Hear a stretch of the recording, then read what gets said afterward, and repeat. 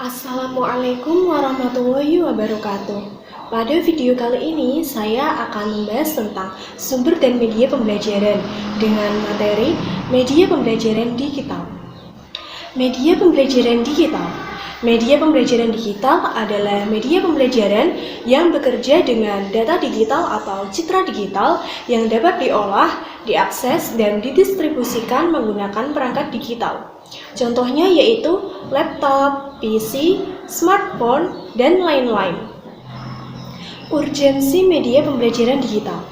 Media pembelajaran digital dapat 1. Meningkatkan kemampuan pendidik. Yang kedua, meningkatkan mutu pembelajaran. Yang ketiga, memenuhi kebutuhan siswa. Yang keempat, memenuhi tuntutan paradigma baru. Yang terakhir, memenuhi kebutuhan pasar. Pemilihan media pembelajaran merupakan suatu hal yang harus konsisten dengan tujuan awalnya. Selain harus konsisten, pemilihan media pendidik juga harus menakar kemampuannya, apakah dia bisa menguasainya atau tidak. Ini dilakukan pendidik ketika pendidik akan membuat alat peraga untuk mempermudah peserta didik dalam kegiatan belajar mengajar. Kriteria dalam pemilihan media pembelajaran yaitu antara lain 1. Kesesuaian dengan materi. Yang kedua, tingkat kesulitannya. Yang ketiga, biaya.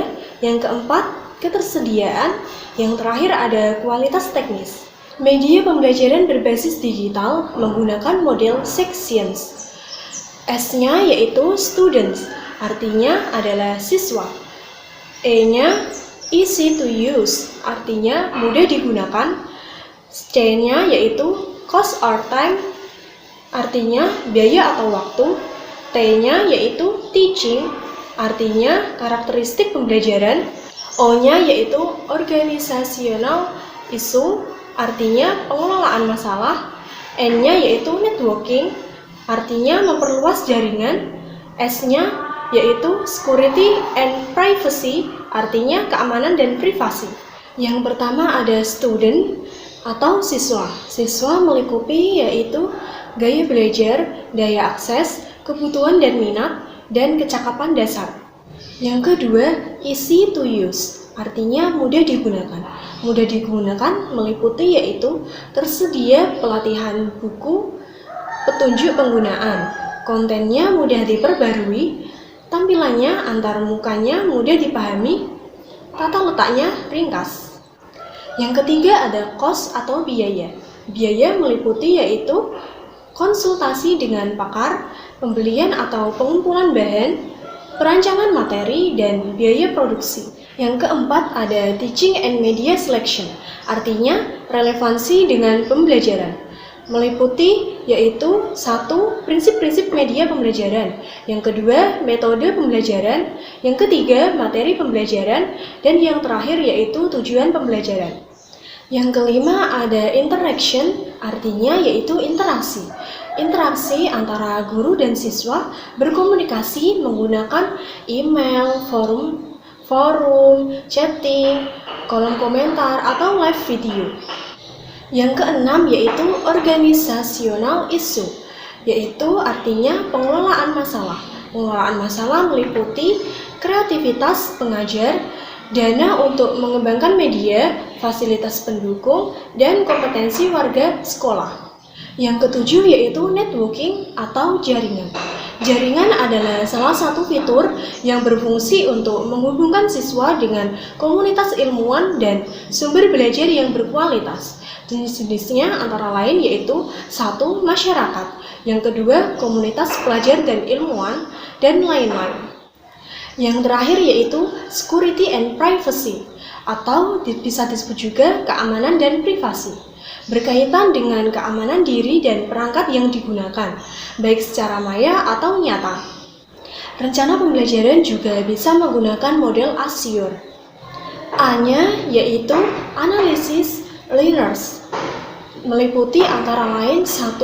Karakteristik umum, yang kedua kecakapan dasar, yang ketiga gaya belajar, yang keempat motivasi, yang terakhir ada fisiologis.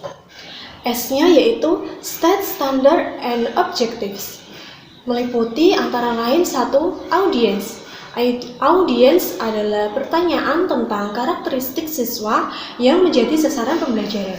Yang kedua, behavior. Behavior adalah kemampuan baru apa yang akan dimiliki siswa. Yang ketiga, condition. Kondisi lingkungan dan peralatan. Yang terakhir adalah degree.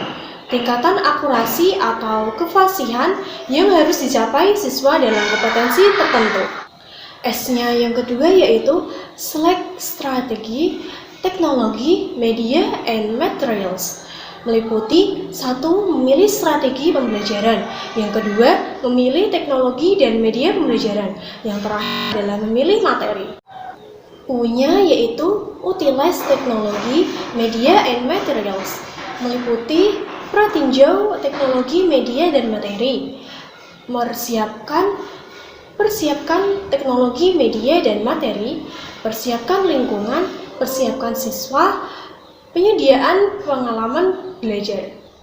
R-nya yaitu require learner participation, artinya partisipasi siswa, yaitu kunci berhasil proses pembelajaran.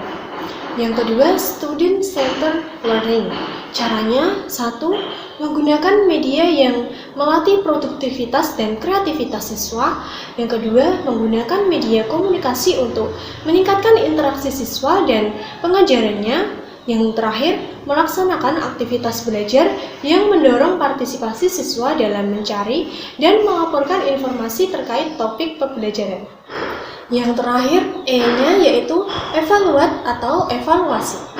Untuk melihat kemajuan atau kompetensi yang telah dicapai selama mengikuti proses pembelajaran, menggunakan observasi perilaku siswa, memberikan tes, menilai hasil kerja siswa, dan menilai siswa dalam melakukan suatu kegiatan. Yang kedua, evaluasi strategi. Media dan materi dapat dilakukan dengan teman sejawat dan teman yang telah mengikuti proses pembelajaran sebelumnya, memberikan masukan terhadap rancangan pembelajaran yang telah dibuat. Sekian video dari saya, semoga bermanfaat. Selamat menonton dan wassalamualaikum warahmatullahi wabarakatuh.